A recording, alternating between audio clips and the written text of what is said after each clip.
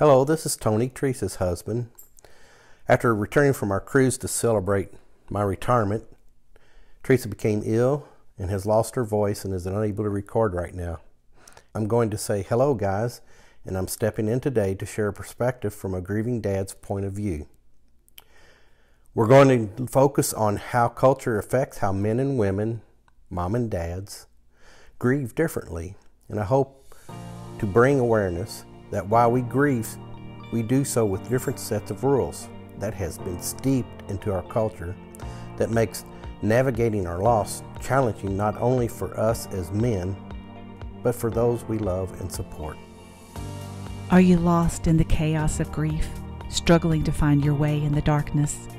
Are you asking yourself, will I ever be able to enjoy life again?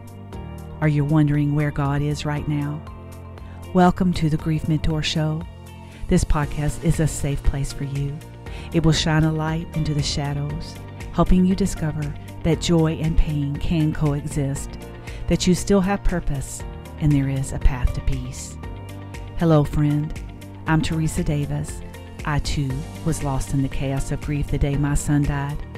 Just like you, I longed for peace in this unfamiliar world. I longed for the weight crushing my chest to be lifted so I could breathe. I clung tightly to the anchor, and it was there that I discovered the tools I needed to navigate life after loss. And I'm ready to help you do the same. If you're ready, I'm holding my hand out to you, friend. Let me show you the way, one step at a time. According to socialworktoday.com, an article titled Understanding How Men Grieve by Scott Jansen, he cites that research suggests that men appear to be more susceptible to developing a reliance on alcohol or even engaging in risk-taking behaviors followed by the loss, and are more likely than women to even commit suicide. I want to say, do I agree with this statement? And I'm going to say yes. And have I ever had thoughts of suicide after I lost Andrew? And I'm going to have to say no. But have I ever been tempted to numb the feelings with substance? And I'll have to say yes. That in 2022, the pain got so real, the grieving got so real, I didn't know how to deal with it other than turn to substance, which was drinking. And I did that for a period of time in 2022.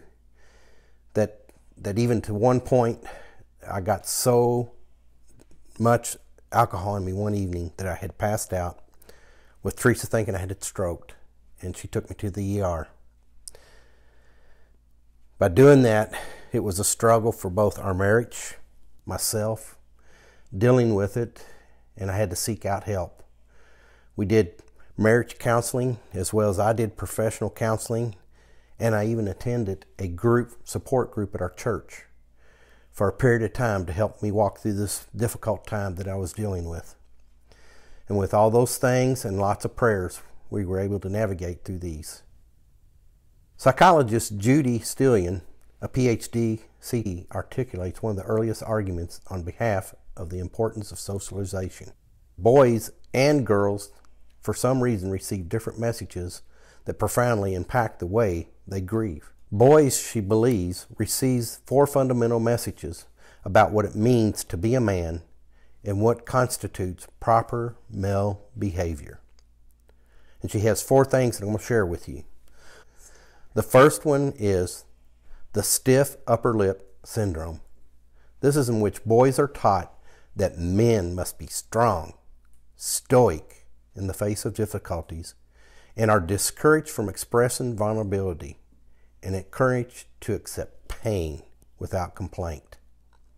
Her second statement is that men must be in control at all times, self-reliant, and able to handle any situations without asking for help. She calls this the powerful loner syndrome. Her third message is that a man must protect and keep safe those who are important to him and never trouble them with his own struggles or concerns. And her fourth one is that a man must be ever ready to overcome any challenges without fear. Do these stereotypes affect the way I grieved after Andrew's death? And I'll have to say yes to these. And I'll go to each one of them because I think as a child, growing into a manhood, I felt that men must be strong, brave at all times, that we aren't to express our feelings, our vulnerabilities, and we're to experience pain without complaining because we're supposed to be that strong person. The way that affected me on grieving would be I had to keep it to myself. I couldn't share it with anybody I loved because I was supposed to be the strong one. I was supposed to be the one that was able to handle these things, these situations, the death of our son. By doing that, it did delay my grieving because I stuffed it. I didn't open up about it. I didn't seek help. Her second thing was that we're supposed to be in self-control and never have to ask for help. And I think as men, we do that all the time. I do. We're supposed to be able to provide and protect. We're supposed to be able to do the things that men are to do. We're not to be weak. And when we have these situations that happen to us, I think in the back of our minds it makes us feel like we're weak, that we're not strong, that we're not doing the things we're supposed to be doing as men. And that leads into about protecting and keeping safe. There's no way I could protect Andrew. There was no way I could prevent this incident happening when Andrew died. There was no way I could prevent my wife, my daughter-in-law, the grands, feeling the way they did, questioning, why did Uncle Andrew, why did Sarah's brother, why did Teresa and my son have to die the way he died? And then the last one she talks about is how men must be ready to overcome any challenges without fear. And I think that's the biggest one, is that as men, we don't show our fear. We don't express our fear. We have a tendency to bottle up that fear because, again, it goes back to making us look weak and not strong. And when we do that, I think we do more harm than we do good. I think it's very important that we deal with these things because to overcome these situations with death, we have to realize that we have to seek that help. We have to be acceptable to receiving help. I know in the beginning I was very hesitant because we were self-employed and I had to continue working and just put my grief on a shelf. I had to put it aside. And at the same time, I was having to provide and protect my family. I had to answer questions that I had no answers to. And yet, I tried to handle these things on my own. And until I realized I couldn't do it, that I had to seek help to help me be able to do these things, it wasn't going to get any better. She also talks about the impact of internalizing stress and the effects of poor self-care. When we do that, we're not managing the grieving process properly by stuffing it, by not working through it and learning how to live with it. It doesn't do us any good physically, mentally, or emotionally. And until I did seek that help, I didn't get any better. It was a process. It wasn't something that happened overnight. It wasn't something that happened a few months down the road, and it's something we're 5 years out now, and I'm still working through things to do what I need to do as a man in order to deal with this grief, this loss. Tom Golden, in his book, Swallowed by a Snake, he puts it this way: in the masculine side of healing is not as accepted as a mode of healing as it's a trend to be quieter, less visible, and perceived by some as not really healing. When we don't deal with our grief as men, we feel like we're not being seen, heard, or understood. My first therapist was of great help. He listened to me, didn't say nothing for the longest time, and even on my first few visits, all I did was cry because I didn't know what to say. But slowly and surely, he was able to help me see things that I had inside of me that I wasn't able to express because of the way we're raised as men.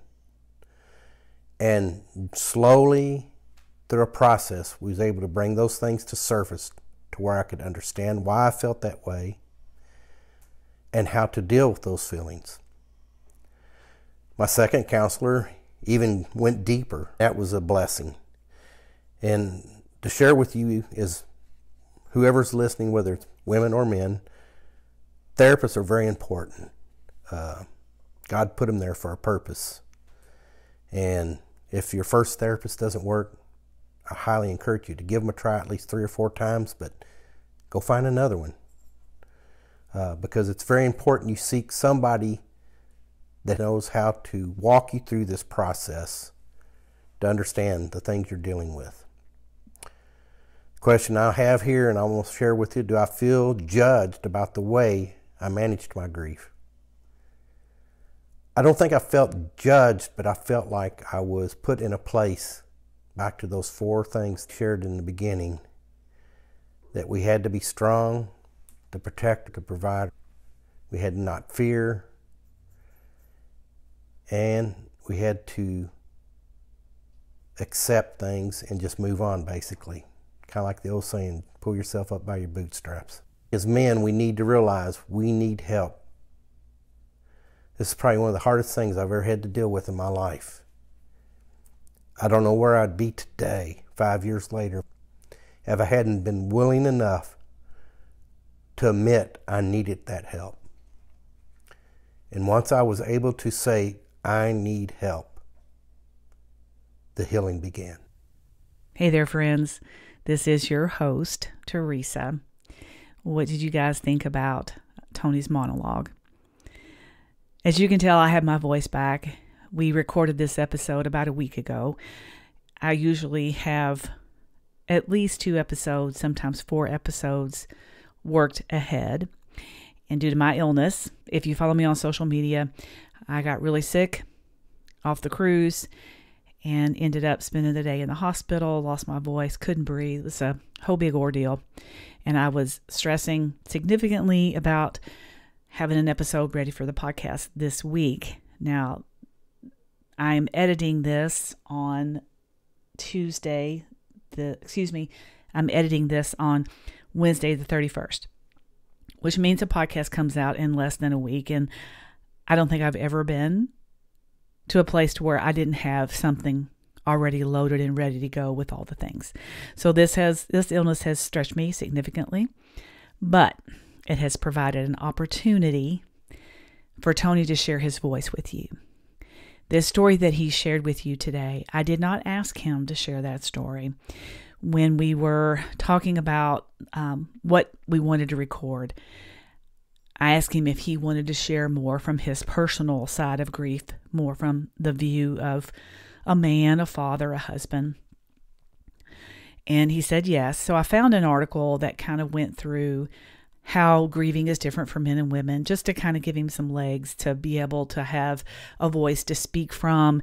And I gave him a couple questions here and there. As you could tell when he was going through it, he said, I have a question here, just to try to help him dig down deep to what he wanted to share. However, I did not know that he was going to share his own personal story that he shared with you today. And I wanted to give you a little bit of background with that story. Andrew's death was in 2018. This incident with him drinking and to the point where he actually passed out happened right after Thanksgiving 2022. And those of you who know my story and Tony's story, you know that Andrew died on November 30th, and Thanksgiving was our last holiday, and it is by far the roughest time of the year for us. And I was in the house trying to decorate because Tony just can't do it. He still just can't do it. But he was outside working on, he said he would, get some things going outside for us. And I didn't think a whole lot about it. And I went to find him for dinner, and I couldn't find him. And I searched all over outside, and it was dark by this time. And I did find him upstairs, passed out. It was extremely scary time. Of course, I kicked into nurse mode and immediately started assessing him for a stroke and got him in a position to where I could assess whether or not he had any deficits, and was trying to make a decision at that point whether to call an ambulance or take him to the hospital myself. I decided he didn't appear to be in the throes of an acute stroke, but something was definitely wrong. I couldn't figure it out. And I wasn't raised around alcohol. I was not exposed to that as a child. I have not been exposed to people that are inebriated, and I could not tell that was what was taking place before me. I got him into the ER, rushed him in a wheelchair, told him that I felt like he was having a stroke. It wasn't until hours later, when the blood alcohol came back, that reality of what we were dealing with at that moment came to fruition. I don't want to make his story about me, but I do want to express the devastation that I felt in that moment of betrayal, because this had been going on. And by the way, I've gotten permission from him to share this part of his story. This had been going on for about 6 months, and it started very innocently. As Tony shared with you, he was self-employed. And when he had his shoulder accident, when he broke his shoulder in 2017, Andrew came and worked downstairs with him on the bench. Tony had a big workbench, and he mechanically repaired dental handpieces, drills that the doctors used in your mouth. And he would go through these really significant triggers where he would have these flashbacks of Andrew standing there. And he just, we don't really keep alcohol here. So he had to make a conscious effort to go buy that alcohol. I'm not trying to minimize what happened here, but it didn't start out like I'm going to progress to the point to where he got. It didn't start out that way at all, and it never does. And if you're listening to this and you have a husband or a wife that has walked down this road, this is why I do what I do, because we are being real here. Tony was exceptionally vulnerable, and I'm following up with that, telling you that I'm being exceptionally vulnerable, because grief is the most difficult thing that you can face, especially the death of your child. And everybody manages it differently. And because of all the things that he shared with you in the podcast, he didn't feel like he had a voice. He didn't feel he was seen and heard until he got some help. Now, he did go to counseling, and he did in the beginning get some help. But as time began to move on, he just felt like he needed something to take that edge off. And what he would do is, when he would have these flashbacks, he would come upstairs, he would go out in the garage where he had hid his alcohol, and he would just drink a little bit. And then over the course of the 6 months, that progressed to where he was that day. Now, he didn't intentionally intend to get that inebriated. However, he was hanging some lights and stuff outside, and it was just so overwhelming, reliving those moments that day over and over, that it just became too much for him to handle. Thank God that I found him when he did, because his alcohol level was that high. Now, this started us down a road to where he had to go through all the steps. He had to go through the 12 steps. He had to, not that Tony's ever drank before, but at this stage in his life, he had to move through those 12 steps. We had to have some accountability meetings with our pastor, with some people where he was in leadership with at church. And he's been restored to all of those positions and more. And we were treated with the utmost respect as we moved through this process. So my prayer for you today, as you heard Tony be so real with you, grief is sneaky. It sneaks up on you and can take over your life when you feel like you don't have the tools that you need to manage the place that you're in. And because Tony did not see that sneaking up on him, he just wanted it to go away. And isn't that what we all want? Right? Don't we all just want it to go away? We all just want to go back to that time in our life when everything was right and good. But unfortunately, that's not something we get to do. And so the choices that we make going forward significantly affect our ability to be able to learn to live in the tension of the death of our child. And I want to let you know how proud I am of Tony for being willing to discuss this with you, because I did not ask him to do that. That was not part of the plan. In fact, I literally couldn't talk. I had no voice. And so I typed out some things on my tablet for him to be able to kind of follow as an outline. I had no idea he was going to go there with you, but he felt the leading of the Holy Spirit to do that. And I pray that you will honor and respect that vulnerability and take that and use it in your life. And if you are living with somebody, or maybe it's you, maybe you have gotten to a place where you needed something to take the edge off, whatever that is for you. It might not be alcohol. It might be another vice. There's lots of vices out there, guys. Let this be a wake-up call for you, that you do not land in a place to where you cannot recover from it.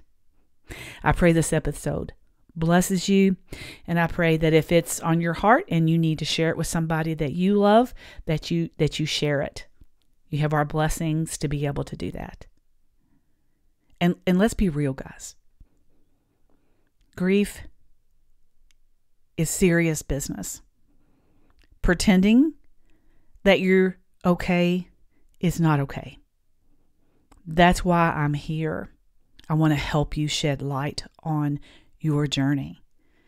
Because of where Tony and I have been together in a marriage, we've been married 40 years, we made the investment that we needed to make to take care of this.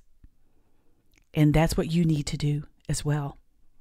Whether it's with me on a grief mentor session or it's with somebody else. Do not waste precious time that you could be on a healing journey instead of going down a path that's going to lead to nowhere but despair.